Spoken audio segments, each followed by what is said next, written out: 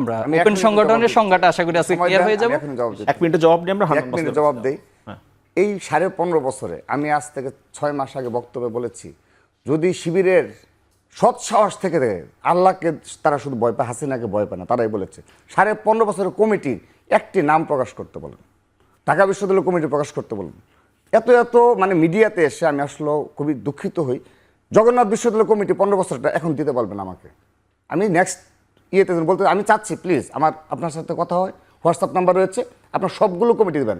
আমার কমিটি চাচ্ছেন তো আমি আপনাকে কথা দিলাম, এই মিডিয়া আপনি আমাদের অফিসে আসবেন। আপনি 10 বার রাকিব ভাই বলছেন, আমি আপনার একবার ইন্টারফেয়ার করিনি, আমি আপনাকে আবার বলছি। জি জি, থ্যাংক ইউ। আপনার হোয়াটসঅ্যাপ নাম্বার রয়েছে।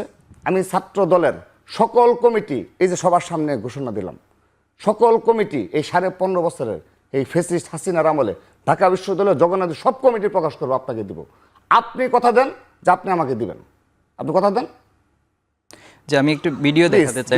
প্লিজ প্লিজ আমি আজকে একটা ভিডিও একটু দেখাবো আমি দর্শক। আচ্ছা প্লিজ। আচ্ছা তাহলে তো টক শো হয় না। না এই বিষয়টা নিয়ে আমরা সে আমাকে মন্তব্য জানবো, চ্যালেঞ্জ করেছে। না 15.5 বছরের ওপেন সংগঠন আর কারা গুপ্ত তারা সংগঠন। 15.5 বছরের তাদের কর্মীটাই চিনাইতে সাহস দেখায় না, তারা আমাকে আমার কর্মসূচি জানতে চায়।